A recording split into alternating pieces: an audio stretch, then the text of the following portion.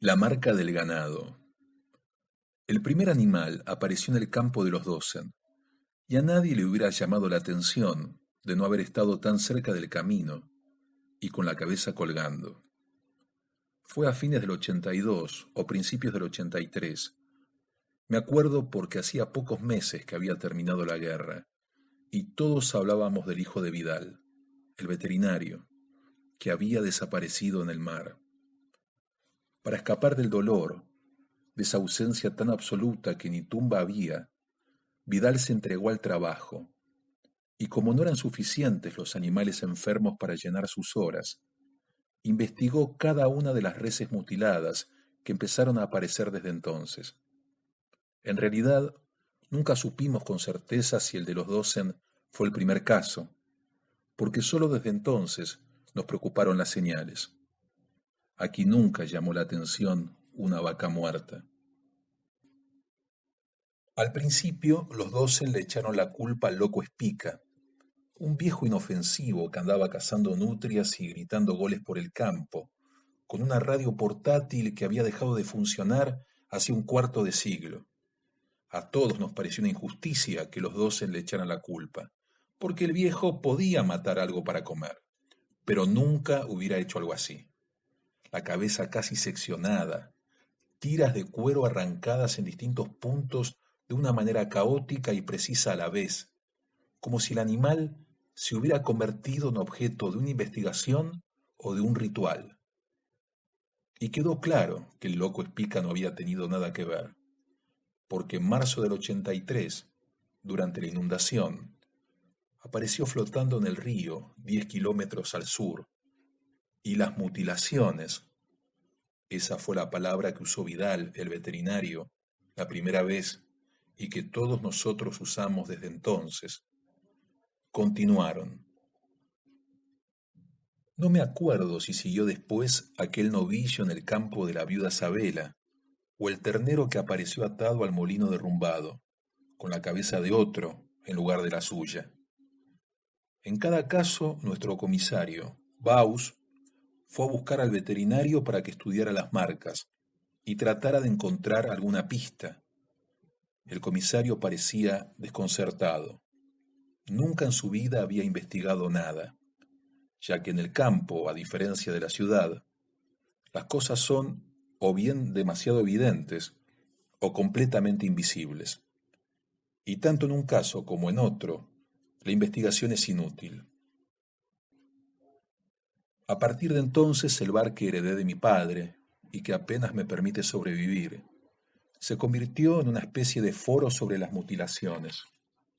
A nadie le importaba una vaca de más o de menos, porque acá cuestan poco y nada, pero asustaba imaginar al culpable, solo, en la noche, derribando al animal con un golpe en la cabeza, inventando formas distintas para cortarlo, a veces vivo todavía.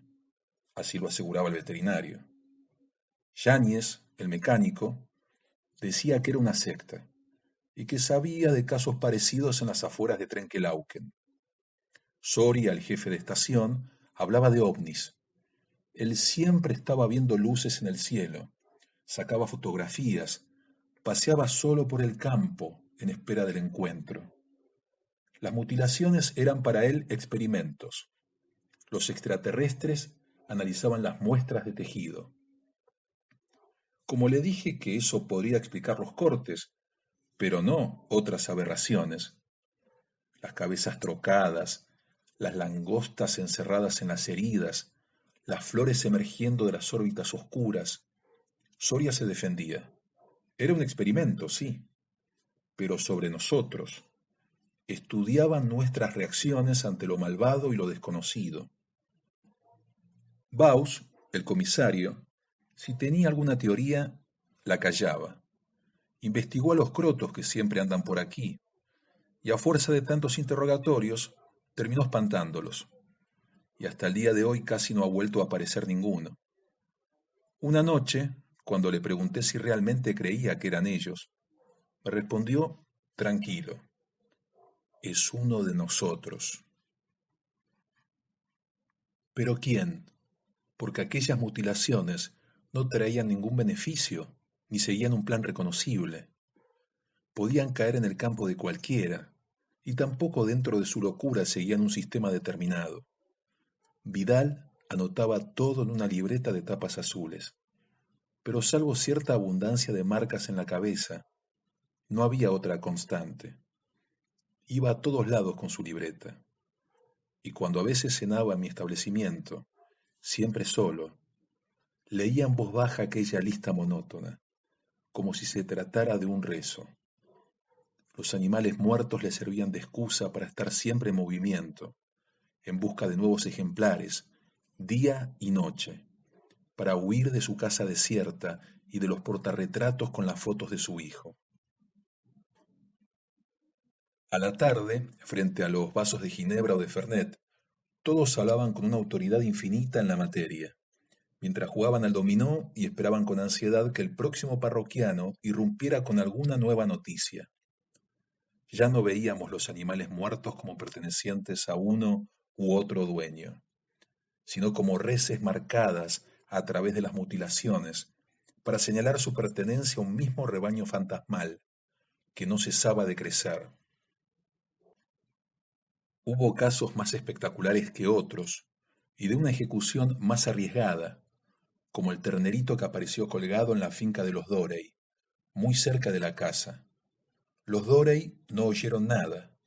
Los perros apenas ladraron y se callaron enseguida, y el matrimonio siguió durmiendo, que los perros ladran por cualquier cosa. A la mañana se encontraron con el ternero colgado, la rama casi quebrada por el peso. Seguramente habían usado un coche o una camioneta para izarlo, pero las lluvias habían borrado las huellas. Vinieron algunos periodistas, de la capital inclusive. Estuvieron unos días en el Hotel Labardén, y se los veía a la hora de la siesta de aquí para allá, por las calles vacías, sin saber qué hacer, esperando la hora del regreso. También vinieron policías enviados por la jefatura de la provincia, y el comisario se sintió un poco relegado. Interrogaron a todo el mundo, sacaron fotografías y recogieron muestras para el laboratorio, pero se fueron también al poco tiempo, sin respuestas, y sin demasiado interés por las respuestas que no habían encontrado. Durante todo ese tiempo, aun mientras los otros policías invadían su lugar, el comisario siguió investigando. Nos interrogó a todos. Ponía un viejo grabador encima de la mesa y nos hacía hablar. Nos preguntaba por los vecinos, por las rarezas que podía tener alguno. Hasta al cura interrogó, convencido de que el culpable había ido a confesarse y que el padre Germán lo protegía debido al secreto de confesión. Las mutilaciones se convirtieron en una obsesión para él. Fue su primera investigación y también la última. A veces lo veía, por las noches, en la comisaría, bajo los tubos fluorescentes, los mapas del campo extendidos en la mesa, con los sitios donde habían aparecido los animales encerrados en círculos rojos. Trataba de encontrar en esas marcas dispersas una figura. Intentaba adivinar el próximo caso. Hasta las 4 o las 5 de la mañana se quedaba ahí, oyendo las cintas que había grabado, las conversaciones triviales, todos los secretos del pueblo, y esas voces, que nada sabían de las mutilaciones, parecían cautivarlo. Ahí empezó a tener problemas con su esposa, porque iba poco para su casa, y cuando no estaba en la comisaría atravesaba los campos en su camioneta, con un faro buscahuellas, como un alucinado, hasta que se quedaba dormido en algún camino, o si le quedaban fuerzas, volvía para escuchar las cintas con las voces de todos. Nuestras voces lo atraparon y lo enloquecieron. Buscaba contradicciones y las encontraba una y otra vez, porque aquí nadie presta atención a nada, y quien dice una cosa puede decir otra. El comisario parecía creer que todos sabían lo que pasaba, y que él era el único al que esa verdad estaba vedada. Hasta tal punto llegó su desconfianza que cuando entraba en el bar todos callábamos y cambiábamos de tema y pasábamos tímidamente al fútbol, a las inundaciones o algún chisme local. El comisario se acostumbró a esa bienvenida que se le brindaba, hecha de silencio incómodo y lugares comunes. El comisario sufría y se alejaba de todo, y por eso yo tuve la tentación de entrar de noche en la comisaría para apartar los mapas y las grabaciones y decirle la verdad. No hubiera servido de nada, porque él ya había hecho algo tan grande con aquellas vacas muertas, había construido con paciencia un misterio insondable que no encerraba solo al culpable, sino a todos, que nada lo hubiera dejado contento. La verdad le hubiera parecido insuficiente, y si yo hubiera hablado, pero no hablé, lo habría considerado un engaño, algo destinado a hacerlo caer en una trampa, a relevarlo de su insomnio y su desconfianza, para dejarle libre el terreno al mal. De todos en el pueblo quizá yo era el único que no tenía ninguna teoría. Todas me parecían verosímiles, inclusive la de los extraterrestres, y a la vez imposibles. Si me hubieran hablado de una enfermedad inexplicable que golpeaba a las vacas con esos síntomas atroces, lo hubiera creído también. Me parecía que la explicación estaba más cerca de una fuerza ciega, impersonal, que de un golpe minucioso y obstinado. Podían ser los hijos de Conde, que nacieron malvados, Grace, un cuidador de caballos que dormía abrazado a su escopeta, o la viuda de Sabela, o el veterinario Vidal, o el mismo comisario. Nunca hice ninguna conjetura firme, nunca investigué nada, y si llegué a la verdad, y fui el primero, fue por casualidad. Volvía un poco entonado de la casa de unos primos a 45 kilómetros del pueblo. Se festejaba un cumpleaños y cuando se terminó la última botella me invitaron a dormir. No soporto camas ajenas, y a pesar del sueño decidí volver. La noche estaba clara y vi desde lejos la vieja Ford de Vidal, detenida a un costado del camino, con los faros apagados. Pensé que se le había quedado el motor. Vidal iba seguido a verlo al mecánico por una cosa o por otra. Detuve el rastrojero y me bajé dispuesto a ayudarlo. Dije, «Buenas noches, doctor», pero Vidal no me respondió. Cuando me acerqué, vi con claridad al veterinario que, inclinado sobre la res abatida, practicaba los cortes con pulso firme. Yo estaba cansado y había tomado de más, pero al instante se borraron las huellas del sueño y del alcohol. Vidal sacó de su maletín un frasco de vidrio lleno de insectos muertos, muchas mariposas sobre todo, también escarabajos, que esperaban a ser sepultados en la herida. Empuñaba con firmeza el viejo bisturí alemán, con sus iniciales en el mango, sin preocuparse por el testigo que seguía el procedimiento. Era tal su indiferencia que yo me sentí culpable por estar allí, por invadir la ceremonia privada que nunca llegaría a comprender. Durante algunos segundos fui yo el culpable, y él un juez inalcanzable, tan remoto en su dignidad de investidura que ni siquiera llegaba a saber de la existencia del imputado. No dormí esa noche, y abrí el bar más tarde de lo habitual, y cuando ya a las 4, cuando empezaban a llegar los muchachos, quise decirles la verdad. Me di cuenta de que no había llegado el momento oportuno. Esperé que hablaran, que expusieran sus teorías, sus ovnis, sus sospechas. Cuando el último terminara de hablar, yo, callado hasta ese entonces, diría la verdad, y ellos me oirían en silencio. En un instante, en un nombre, entraba todo. Después de esa revelación, nada.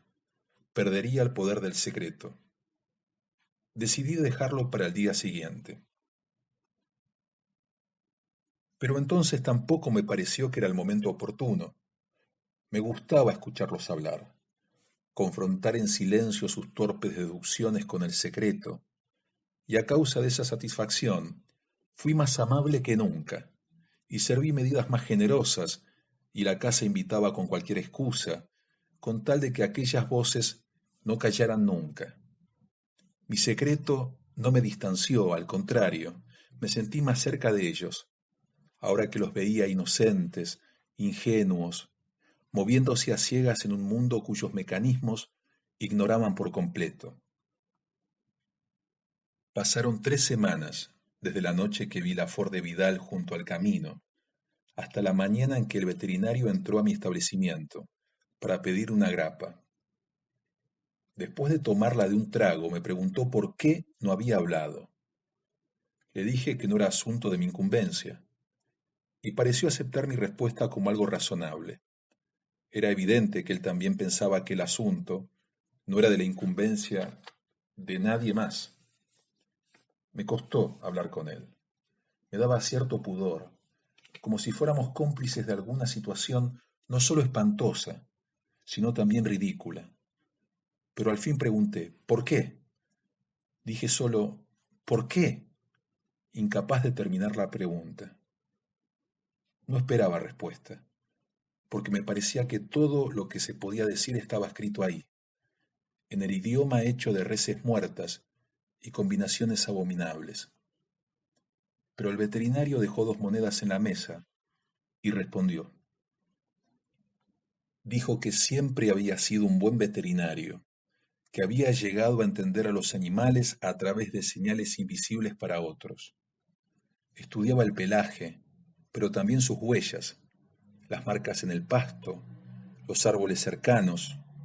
Sentía que con cada animal enfermaba un pedazo del mundo y que a él le tocaba la tarea de restaurar la armonía.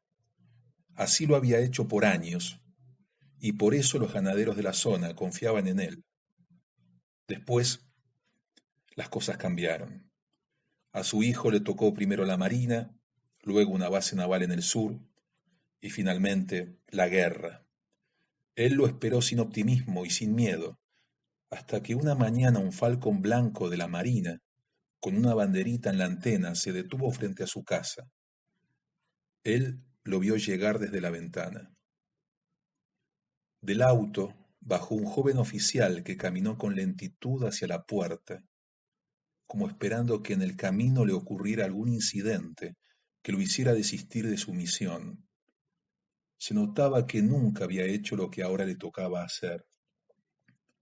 Y después de pronunciar un vago saludo, le tendió con torpeza una carta con los colores patrios en una esquina, cruzados por una cinta negra. La mano del joven oficial temblaba al sostener la carta, donde decía que el hijo del doctor Vidal había sido tragado por el mar que nunca antes había visto. Entonces, el doctor Vidal descubrió algo que hasta ese entonces se le había ocultado. El mundo era maligno, y no podía pasar este hecho por alto.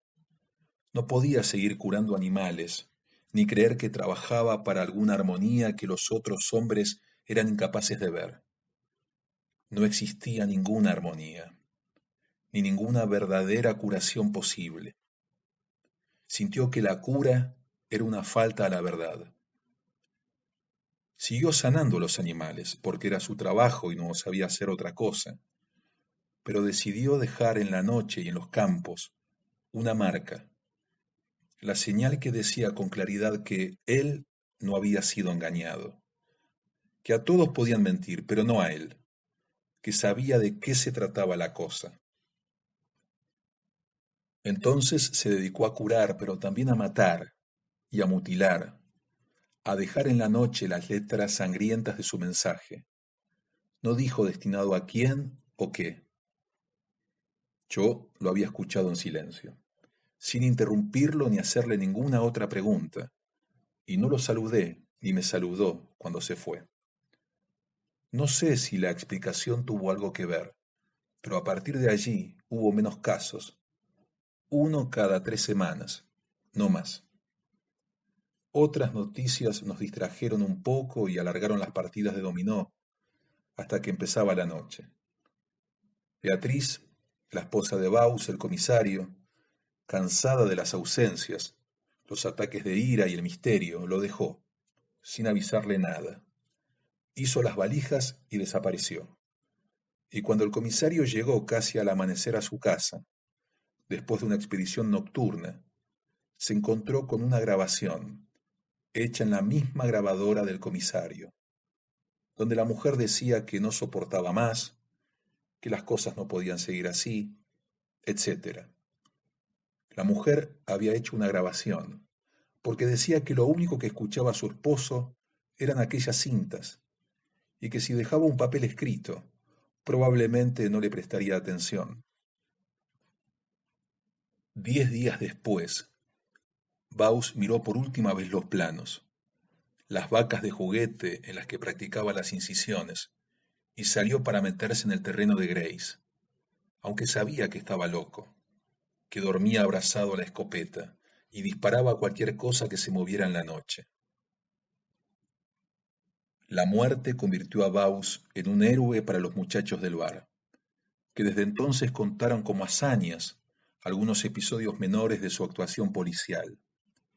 Del capítulo final echaban la culpa a la esposa y comentaban sin énfasis que el primo de un amigo, de un conocido, la había visto en un bar de La Plata, que se había cambiado de nombre y se hacía pagar las copas.